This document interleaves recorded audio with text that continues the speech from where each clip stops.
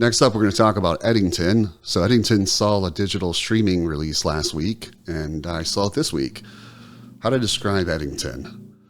Well, the official synopsis is that in May of 2020, a standoff between a small-town sheriff and the mayor sparks a powder keg as neighbors pitted against neighbor in Eddington, New Mexico. But the way I would describe it is, it's like, imagine if Twitter, often referred to as the internet's town hall, right, didn't take place online at all, but instead an actual small town, and that town was faced with a pandemic, and then the Coen brothers decided to make a movie about it. And you might be thinking, like, who wants to relitigate the pandemic? And that was some of my skepticism, going in. But this is really such a masterful satirical skewering of it. This isn't an attack on any one person or group, per se, but the bad ideas that proliferated during that time, which really no one single group can claim sole credit over. Everyone became possessed during the pandemic with regurgitating talking points from their specific side, eschewing critical thinking for ideology and demagoguery.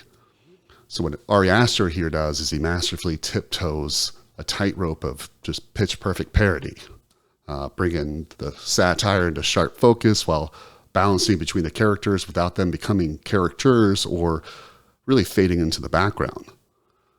In this, Joaquin Phoenix turns in another award-worthy performance here as a town sheriff who decides almost on a whim to challenge the city mayor, played by Pedro Pascal, who he himself turns in one of his best performances here as well.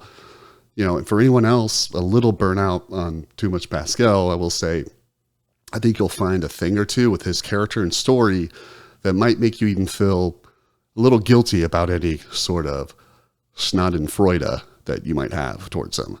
So back to the story. Ostensibly on the surface, this is the unraveling of a sheriff during a moment he's not built for, but all of us were really, ill-equipped, ill-mannered, and just plain ill to handle the moment.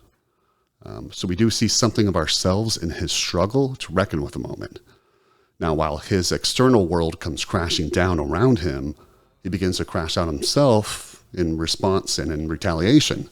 The old adage, you can judge a man by the size of his problems, is certainly a perspective to consider here as his problems really proliferate and pile on, adversity ultimately revealing his true character, which is where the story really starts to diverge from our own experiences, and the movie cranks into yet another even higher gear, the plot redlining as a surrealist third act speeds into frame, propelling the characters towards the cliff's edge, heightening the story and stakes to a truly delightful absurdist level. However you might think this movie ends, I guarantee you probably won't see most of the climax or conclusion coming. It's truly a madcap caper and contemplation on the era that we really haven't stopped living in. If you think about it, we continue to limp on and shuffle forward from.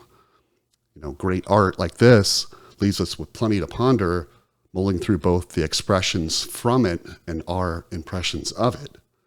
Eddington is one such piece of great art. And I'll continue to think about that and revisit it again in the future.